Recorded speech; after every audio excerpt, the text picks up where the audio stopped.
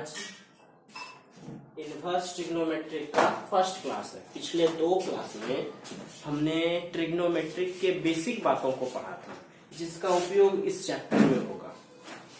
तो सबसे पहले चैप्टर का जो नाम है इनवर्स ट्रिग्नोमेट्रिक फंक्शन, तो आपको हम फंक्शन पहले पढ़ा चुके हैं। ट्रिग्नोमेट्रिक का मतलब सीधा सीधा साइन, कॉस, टेन, कॉट, सेक, कोसेक अगर किसी में रहे तो उसे हम ट्रिग्नोमेट्रिक कहते हैं।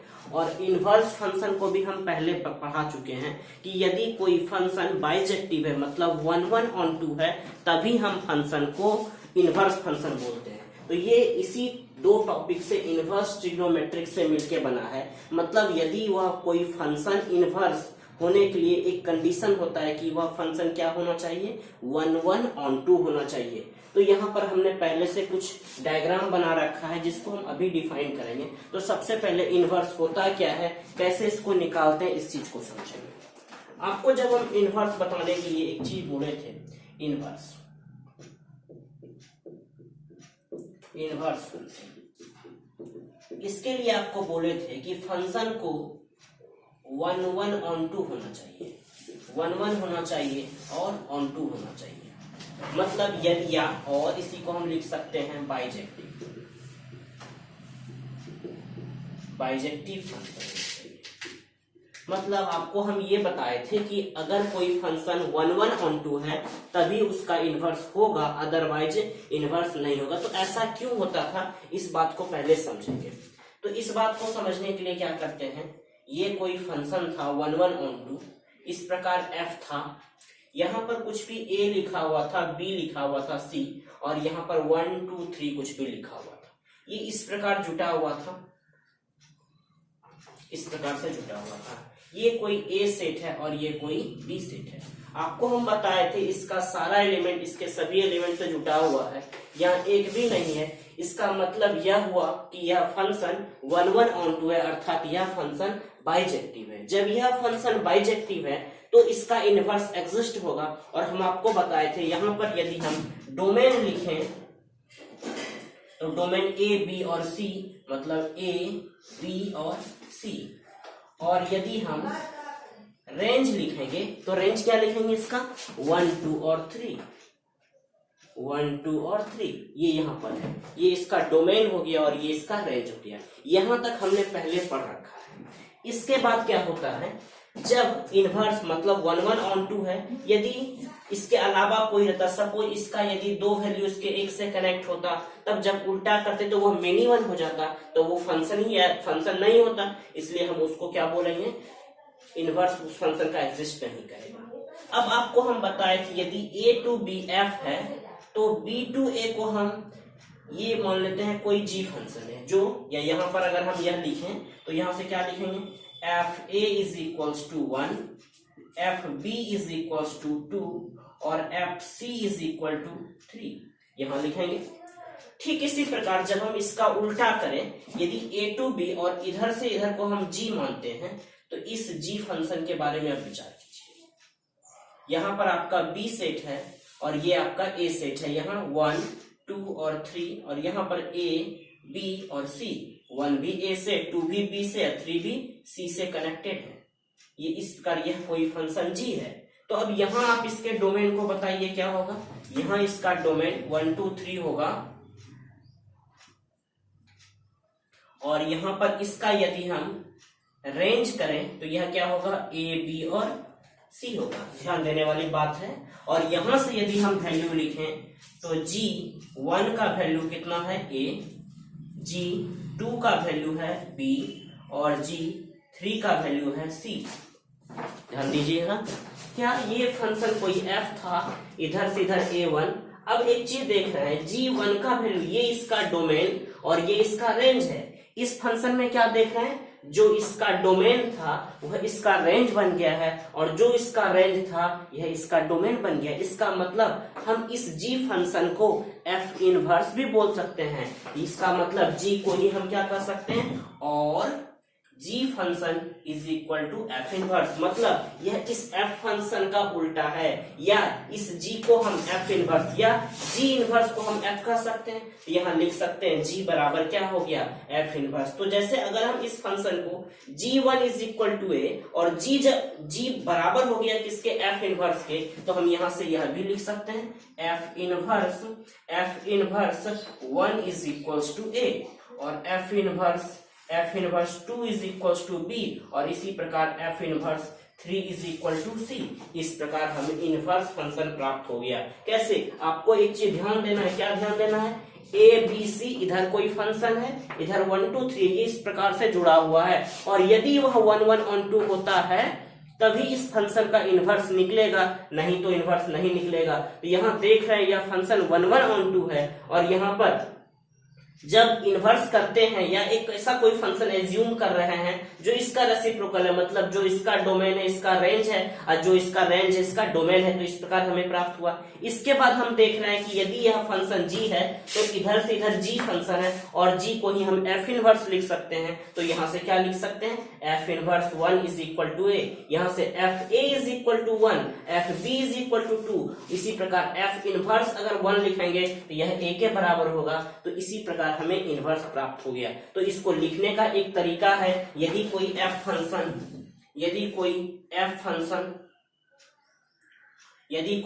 Function such that a to b है, f कोई फंक्शन a टू b है, तो f इनवर्स जो होगा वह क्या हो जाएगा, b टू a।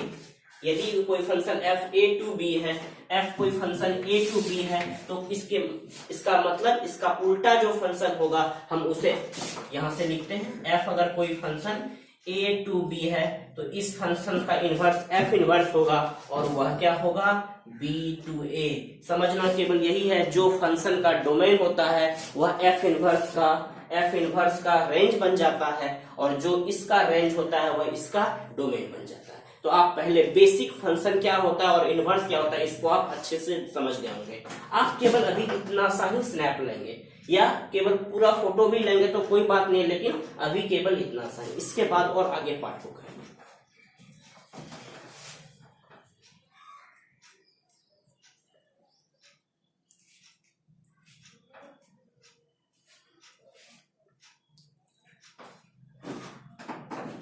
इसके बाद जब आप यहां तक समझ गए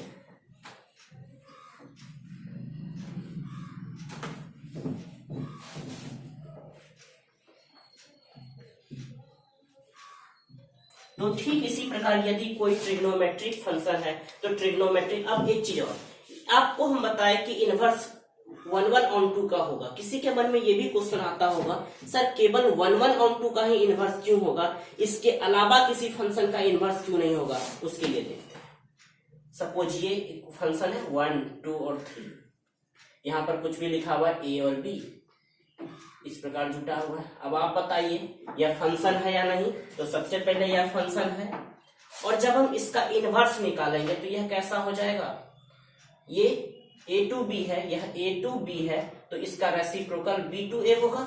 मतलब ये इस प्रकार, मतलब यहाँ a और b लिखेंगे, 1 2 3 लिखेंगे, a 1 से और 2 से कनेक्ट है, b 3 से। अब आप बताइए क्या यह फंक्शन है, नहीं है। इसका मतलब जब यह फंक्शन ही नहीं है तो इसे इनवर्स फंक्शन भी हम नहीं कह सकते हैं, यह इनवर्स फंक्शन भी नहीं है। क्यों नहीं है, क्योंकि ये फंक्शन ही नहीं है। मतलब a का यह 2 अवयव से जुटा है, मतलब इस 2 अवयव का एक ही प्री इमेज है, और ऐसा नहीं होता है। जब भी होता है इस 2 का एक हो सकता है, एक वस्तु एक इमेज किसी 2 वस्तु का एक जैसा इमेज हो सकता है, लेकिन किसी 2 वस्तु का एक नहीं हो सकता है, अतः यह फंक्शन ही नहीं है। तो जब तक फंक्शन 1 1 और 1 2 नहीं है तब तक हम उसको इनवर्स नहीं बोलेंगे। ठीक है। इसके बाद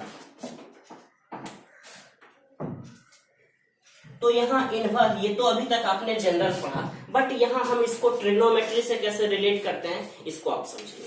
सपोज कोई फंक्शन है जैसे fx is equal to sine X, fx is equal to sine X, मतलब यह ट्रिग्नोमेट्रिक फंक्शन है। आज आपके पास जो ग्राफ है, इस ग्राफ को देखेंगे तो यहाँ ये साइन का ग्राफ है। इस साइन के ग्राफ में क्या हो रहा है, ये ग्राफ हम पिछले भी दिन बताए थे यहाँ आप देख रहे हैं कि x का वैल्यू सारा रियल है। अभी अगर हम साइन के बारे में सीखें तो साइन इसका जो डोमेन है, इसका जो डोमेन है वह सारा रियल है। रियल का मतलब एक्स एक्सिस पे जितने भी वैल्यू होते हैं सबको हम डोमेन बोलते हैं। तो एक्स पे बहुत सारे मान है, इसका मतलब डोमेन इसका क्या है, रियल है। और इस फंक्शन का यदि हम रेंज के बारे में विचार करें तो यह रेंज क्या होगा, -1 to 1।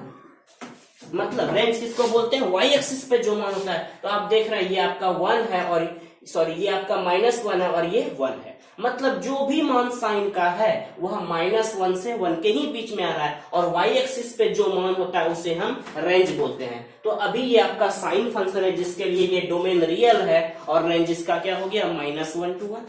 तो यदि F x sine inverse x है, जैसे कुछ लिखने के लिए आपको बताते हैं, जैसे साइन π/6 का वैल्यू 1/2 होता है, ये आप जानते हैं, या ये आप जानते हैं F X is equal to Y. क्या एफ एक्स को ही हम y कहते हैं। तो इनवर्स को कैसे समझेंगे कि अगर जो यहाँ वैल्यू है इतना x के बराबर होगा, मतलब अगर इसी को हम इनवर्स वे से लिखेंगे तो sine inverse 1/2 is equal to π/6। इसका मतलब हुआ, मन में सोचेंगे, यदि साइन π/6 का वैल्यू 1/2 है तो साइन इनवर्स 1/2, इसका मतलब सीधा सीधा यही है, साइन कितना का मान π/6 साइन कितना का मान 1/2 होता है। तो 1/2 कितने का मान होता है, π/6 का, इसलिए हम यहाँ पर क्या लिख देंगे, π/6। क्वेश्चन कैसे बनाते हैं, अभी तो ये आपने सीखा, लिखते कैसे। अब देखिए, आपको हम बताए थे कि जो फंक्शन का डोमेन होता है वह रेंज बन जाता है और जो रेंज होता है वह डोमेन बन जाता है। तो ये आपका साइन का ग्राफ था, हम इसको केवल रोटेट कर दिए, मतलब जो इसका एक्स एक्सिस था इस प्रकार खड़ा कर दिए, तो आपको ये साइन इनवर्स का बन गया। अब यहाँ पर आप देखिए, इसका जो डोमेन था अभी यह -1 to 1 हो गया, ये आपका -1 का लाइन और ये आपका 1 का लाइन। तो यहाँ पर क्या देख रहे हैं, यहाँ पर जो इसका डोमेन है वह -1 से 1 है और रेंज सारा का सारा रियल है। यहाँ -1 to 1 ये इसका डोमेन है, यहाँ लिखा हुआ है साइन इनवर्स एक्स का डोमेन -1 to 1, बट रेंज तो इसका पूरा रियल है, परंतु रेंज हम यहाँ पर क्या लिखे, -π/2 to -π/2। ऐसा क्यों लिखे, इस चीज को समझेंगे। अब इसको समझने के लिए देखेंगे हम क्या कर रहे हैं, एक चीज समझेंगे। साइन 0 का वैल्यू, अगर ये कोई फंक्शन साइन एक्स है, साइन 0 का वैल्यू 0, साइन पाई का वैल्यू भी 0, साइन 2π का वैल्यू भी 0। इसका मतलब क्या हुआ, यह 0 भी इससे कनेक्टेड, यह भी 0 से कनेक्टेड। तो यह कैसा फंक्शन हो गया, आपको तो क्लियरली लग रहा है यह फंक्शन कैसा है, मेनी वन फंक्शन। और हम आपको बताएं कि अगर कोई फंक्शन मेनी वन है तो उसका तो इनवर्स निकलता ही नहीं है, परंतु यहाँ लिखा हुआ है साइन इनवर्स एक्स। ऐसा क्यों हुआ, तो इसको समझने के लिए क्या किया गया, एक ऐसा ब्रांच लिया गया जिसमें उसका वैल्यू रिपीट नहीं करता है, मतलब उस ब्रांच में कभी भी रिपीटेशन नहीं होगा। ये तो -π/2 को π/2, हम इस लाइन को देखिए हम डार्क किए हुए हैं, मतलब इसका जो यहाँ पर भी डार्क किए हुए हैं, मतलब इस फंक्शन का साइन इनवर्स का जो आपको यह लेना है, प्रिंसिपल वैल्यू ब्रांच लेना है -1 to 1, जो वैल्यू है वह -π/2 से π/2, इसी को हम बोलते हैं प्रिंसिपल वैल्यू ब्रांच। और इस वैल्यू में जब आप किसी भी मान को लिखेंगे यह साइन एक्स, तो यह क्या होगा, यूनिक से कनेक्टेड होगा, 1, 1/2, 1/√2, 1/√2 और फिर इसी प्रकार से 1, सब यूनिक वैल्यू से कनेक्टेड होगा। यूनिकनेस लाने के लिए हम इसको एक ब्रांच लिखते हैं जिसे हम प्रिंसिपल वैल्यू ब्रांच कहते हैं। इस प्रकार साइन इनवर्स एक्स का -1 to 1 और इसका जो प्रिंसिपल वैल्यू ब्रांच हुआ वह -π/2 से लेके π/2 तक। इस प्रकार हमें इस क्वेश्चन को बनाना है।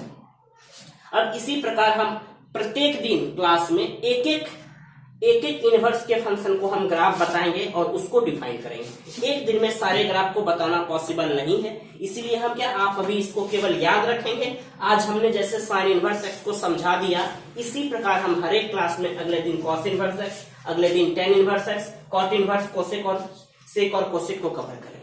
तो यहाँ पर क्या देख रहे हैं, प्रिंसिपल वैल्यू ब्रांच बनाने के लिए हमें -π/2 से π/2 लेना पड़ा। तो ये जो एफ एक्स बराबर साइन इनवर्स एक्स था, ये ग्राफ हो गया किसका, इनवर्स फंक्शन का। तो अब इस पे क्वेश्चन, इसका जो प्रिंसिपल वैल्यू आपको केवल याद रखना है वह -π/2 से π/2। इसका क्वेश्चन में प्रयोग करते कैसे करते हैं इसको देखेंगे।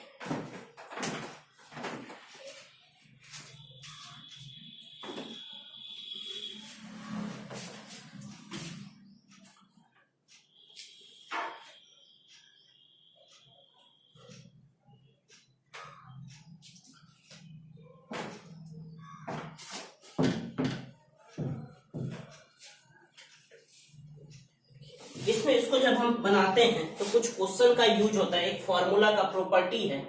फर्स्ट प्रॉपर्टी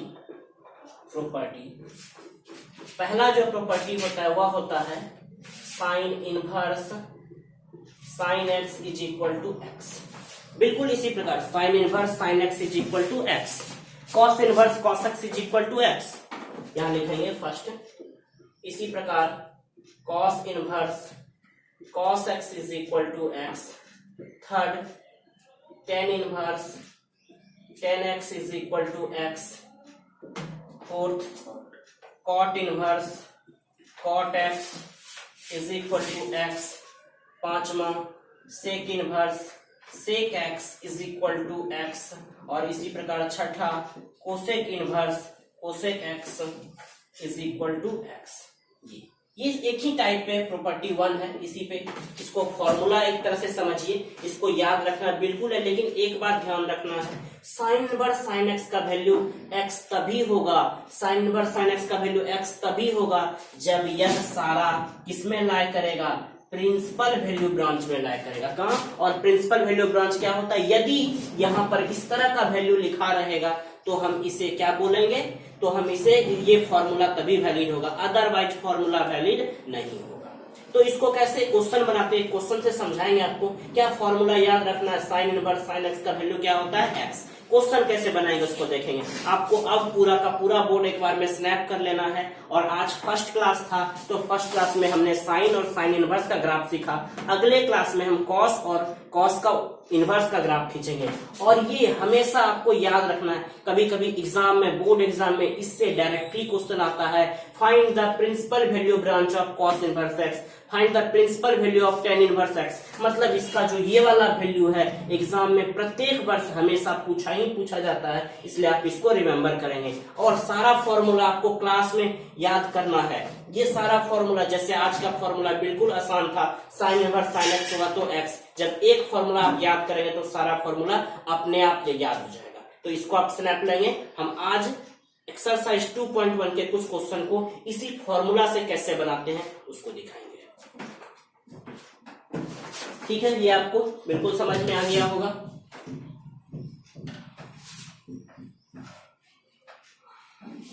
हम प्रिंसिपल वैल्यू ब्रांच अभी रहने देते हैं और हम क्वेश्चन को बनाएंगे। क्वेश्चन को जब हम बनाना शुरू करेंगे, जिससे पहला क्वेश्चन आपके पास लिखा हुआ है साइन इनवर्स 1/2।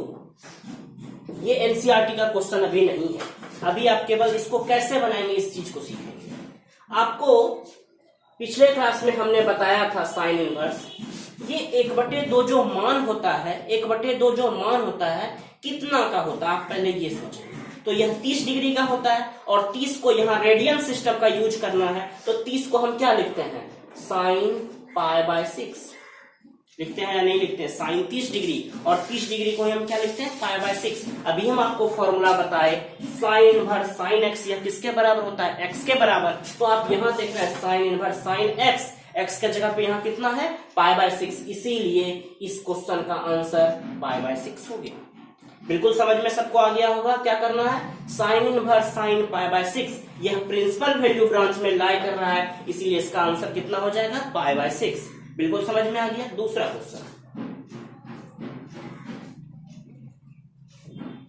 टेन इनवर्स 1 कितना होगा, 1 कितना का मान होता है, 45 डिग्री का।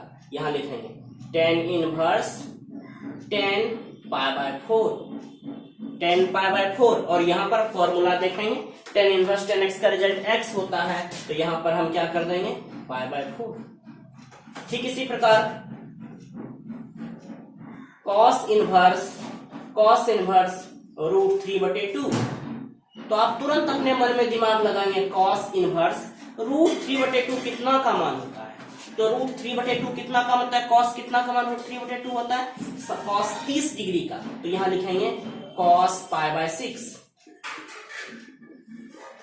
cos पाई बाय 6 क्या 1 साइन 30 का मान होता है 1/2, 45 का मान 1/√, तो और साइन 60 का मान होता है √3/2, और जो साइन 60 का मान होता है वही cos 30 का, तो cos inverse cos pi by 6। अब पाई बाय 6 इसी बीच में लाई कर रहा है, ये आपको हमेशा प्रिंसिपल वैल्यू ब्रांच दिमाग में रखना, यदि इस बीच में लाई करेगा तभी ये यहाँ होगा, अदरवाइज नहीं होगा। तो यहाँ पर यदि हम लिखें तो क्या लिखेंगे, cos inverse cos pi by 6, और वही फॉर्मूला लग गया, इसका मतलब यहाँ क्या लिखेंगे, पाई बाय 6। इसी प्रकार कुछ भी क्वेश्चन अगर रहेगा तो आप उसको आसानी से बना सकते हैं। कोसेक इनवर्स 2, यह कितना होगा, कोसेक कितना का मान 2 होता है, आप जानते हैं कोसेक इनवर्स साइन 30 का मान 1/2 होता है, तो ठीक इसी प्रकार कोसेक 30 का भी यही होगा, तो यहाँ लिखेंगे कोसेक पाई बाय 6, इसका मतलब इसका आंसर कितना हो गया, पाई बाय 6। अब कुछ लोग सोच रहे होंगे सर जब हम बुक देखे तो बुक में तो सर यहाँ माइनस भी था, अभी तक आपने एक भी माइनस नहीं बताया, तो इसके बाद हम माइनस भी बताएंगे। ठीक है, चलिए इस क्वेश्चन को आप स्नैप करेंगे, इसके बाद आगे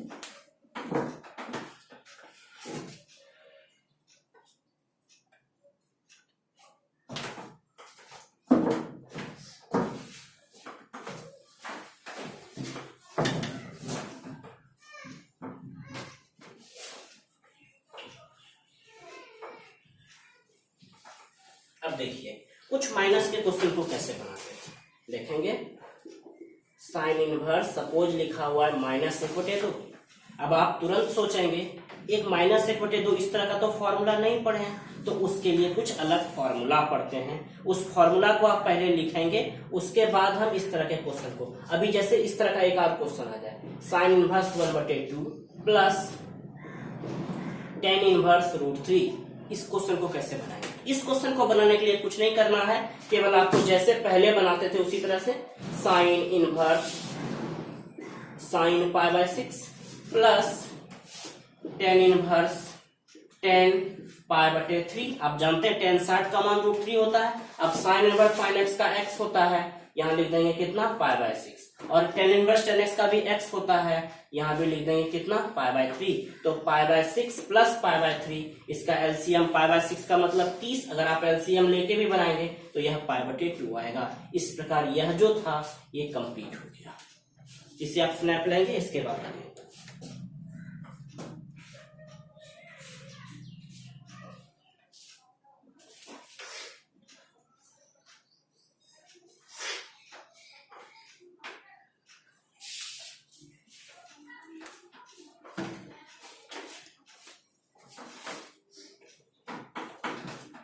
इसी प्रकार प्रॉपर्टी 2,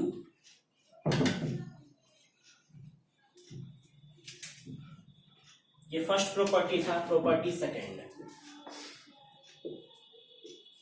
प्रॉपर्टी 2, ये क्या होता है, अगर माइनस आ जाएगा तो कैसे बनाएंगे। तो 3 में अलग फॉर्मूला है और 3 में अलग फॉर्मूला है, tan इनवर्स -x और एक कोसेक इनवर्स -x। तो इसका जो रिजल्ट होता है यह होता है minus sine inverse x। Sine inverse minus का रिजल्ट क्या होगा, minus sine inverse x। tan inverse -x का भी रिजल्ट क्या होगा, माइनस tan इनवर्स x, और कोसेक इनवर्स -x का भी माइनस कोसेक इनवर्स x। तो बच गया कौन सा, 3 बच गया, कौन कौन सा, cos इनवर्स -x बराबर pi minus cos inverse x। फिर इसके बाद कौन सा, cos के बाद सेक इनवर्स -x, यह क्या होगा, pi minus sec inverse x। और इसी प्रकार एक जो बच गया हुआ हो गया cot inverse -x is equal to pi minus cot inverse x। अब इसमें जितने भी नेगेटिव हो या पॉजिटिव हो उस सारे क्वेश्चन को हम बनाएंगे बारी बारी से। तो इसको आप इसी 2 फॉर्मूला, यहाँ तक अभी आपने सीखा, एक ये फॉर्मूला जो आपको बोर्ड पे लिखा हुआ है, और दूसरा फॉर्मूला सबसे पहले जो आपको बताए हैं, तो इसी 2 फॉर्मूला से आपका जो बुक का सारा क्वेश्चन है एक्सरसाइज 2.1 वह सारा कवर हो जाएगा। तो पहला फॉर्मूला ये प्रॉपर्टी 2 था, और प्रॉपर्टी 1 बिल्कुल आसान है। इस तरह का अगर कुछ भी होगा साइन इनवर्स साइन एक्स, तो इसका रिजल्ट क्या होता है, एक्स होता है। इस प्रकार ये जितने 6 होंगे तो 6 का रिजल्ट क्या हो जाएगा, एक्स हो जाएगा। क्वेश्चन कैसे बनाते हैं, सारे क्वेश्चन को बनाएंगे। जैसे आपके बुक में पहला क्वेश्चन लिखा हुआ है साइन इनवर्स -1/2, तुरंत आपको दिमाग लगाना है, क्या दिमाग लगाना है और कैसे बनाना है, देखेंगे। साइन इनवर्स माइनस 1/2 कितना का मान होता है? आपको हम पहले ही बताए थे कि इनवर्स ट्री को पढ़ने के लिए आपको सबसे पहले चार्ट याद रखना बहुत जरूरी है। तो 1/2 30 का मान होता है, 30 को π/6 लिखते हैं, यह साइन π/6 हो गया। अब आप देखेंगे साइन इनवर्स माइनस एक्स, यह क्या होता है? Minus sine inverse x, sine inverse minus x minus, तो यहां देखिए sine inverse minus x, x की जगह पे यह पूरा है, तो इसे हम क्या लिख सकते हैं? Minus sine inverse sine π/6। अब देखिए फिर से ये फॉर्मूला आ गया, साइन इनवर्स π/6, इसका माइनस π/6 आंसर हो गया। इसी प्रकार एक और समझिए, पहले लिखा रहेगा साइन इनवर्स माइनस 1, तो क्या लिखेंगे? 1 कितना का मान होता है? साइन इनवर्स 1 कितना का मान होता है? 90 का। क्या लिखेंगे? माइनस साइन π/2, और साइन इनवर्स माइनस, ये पूरा समझिए, ये पूरा एक्स के प्लेस पे है, तो साइन इनवर्स माइनस एक्स बराबर क्या होता है? Minus sine inverse x. तो यहां क्या लिखेंगे? माइनस साइन इनवर्स साइन π/2, और इसका आंसर कितना हो गया? माइनस π/2। कोई भी कॉस इनवर्स माइनस 1/2, चलिए अभी कॉस नहीं, अभी पहले कॉस, अभी टेन को ही समझते हैं। टेन इनवर्स माइनस 1, क्या लिखेंगे? आपको 1 कितना का होता है? 45 डिग्री, लिखेंगे टेन इनवर्स माइनस टेन 45, मतलब 10 π/4। टेन इनवर्स माइनस एक्स का result minus ten inverse x, तो यहां क्या लिखेंगे? माइनस टेन इनवर्स 10 π/4, और इसका रिजल्ट कितना? माइनस पहले से है π/4।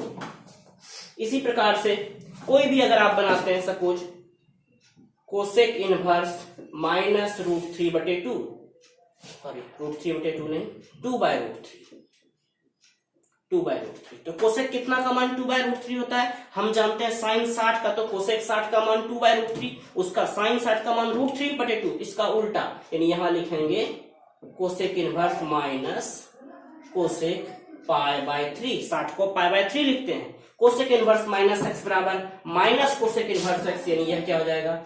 माइनस कोसेक इनवर्स कोसेक π/3, यानी आंसर हो गया माइनस π/3। तो ये सभी क्वेश्चन को आप स्नैप करेंगे, इसके बाद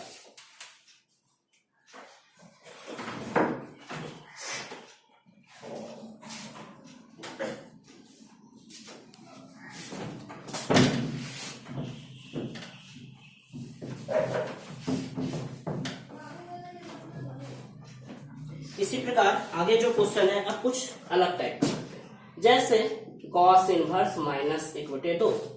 अब आप देखेंगे कॉस इनवर्स, यहां लिखिए कॉस इनवर्स माइनस, तो माइनस कॉस कितना का मान 1/2 होता है? आप जानते हैं कॉस 60 का मान 1/2 होता है, यहां लिखेंगे कॉस π/3।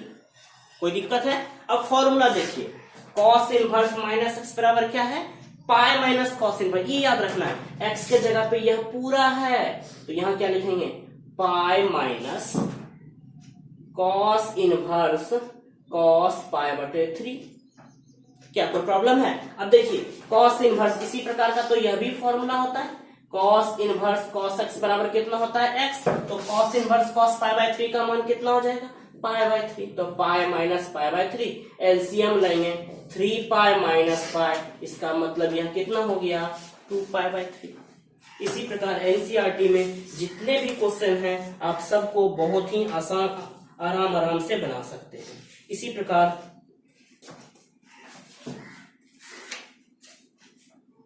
कॉस इनवर्स माइनस 1/√2 कैसे बनाना है क्वेश्चन? लिखेंगे कॉस इनवर्स, कॉस कितना का मान 1/√2 होता है? तो 45 का, यहाँ लिखेंगे माइनस कॉस π/4। एक बात ध्यान रखना है, जब भी आपको लिखना है तो डिग्री में नहीं लिखना है, हमेशा रेडियन में यूज करना है।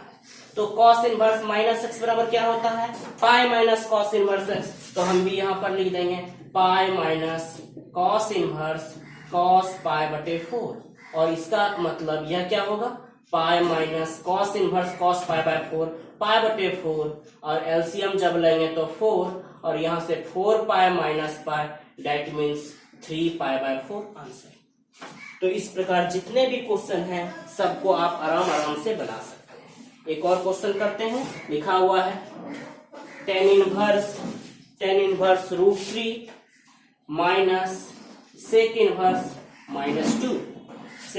-2 तो बिल्कुल जैसे क्वेश्चन को आपको हम बताए हैं बिल्कुल उसी तरह से बनाना है, ज्यादा दिमाग नहीं लगाना है। tan इनवर्स 10 π/3 कोई प्रॉब्लम है? 10 60 का मान होता है इसलिए π/3 माइनस sec इनवर्स। अब यहां देखेंगे ध्यान से, sec कितना का मान 2 होता है तो cos 60 का मान 2 होता है। cos 60 का मान 1/2 होता है, आप ये जानते हैं cos 60 का मान 1/2 होता है तो sec 60 का मान 2 होगा। इसका मतलब यहां लिखेंगे sec इनवर्स sec π/3। अब sec इनवर्स माइनस x बराबर क्या होता है? पाई माइनस, तो यहां लिख देंगे ये तो हो गया आपका π/3 minus sec inverse minus x बराबर होता है पाई माइनस, तो यहां पर लिखेंगे pi minus sec inverse sec π/3। क्या यहां पर किए? एक बार फिर से समझेंगे। अगर कोई ये क्वेश्चन आपको पहले हम ऐसे बताते हैं sec इनवर्स -2 तो क्या करेंगे? sec inverse minus sec π/3, sec inverse minus x है, ये फॉर्मूला लगाएंगे, यहां लिखेंगे pi minus sec inverse sec π/3। और जिस प्रकार ये हो रहा है इसी प्रकार यदि sec इनवर्स sec x रहता है तो इसका भी x, तो इसका मतलब इसका रिजल्ट क्या हो जाएगा? π/3 मतलब 2π/3। तो इसका जब 2π/3 हो गया तो यहां से आप डायरेक्ट इसके जगह पे लिख देंगे π/3 माइनस 2π/3, एलसीएम होगा 3 पाई माइनस 2π मतलब -π/3। यही आपका आंसर है। तो इस तरह जितने भी क्वेश्चन है आप सबको एक्सरसाइज 2.1 को आप आराम से बना सकते हैं।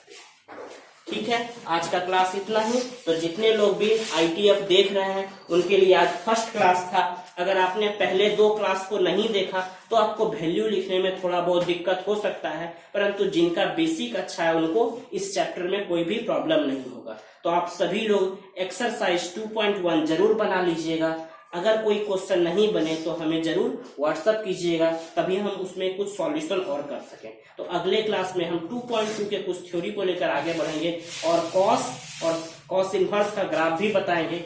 आज का क्लास इतना भी। जितने भी लोग इस वीडियो को देख रहे हैं जरूर दूसरे लोगों को भी शेयर कीजिएगा ताकि इनवर्स का फायदा सब लोगों को हो सके। ठीक है, धन्यवाद।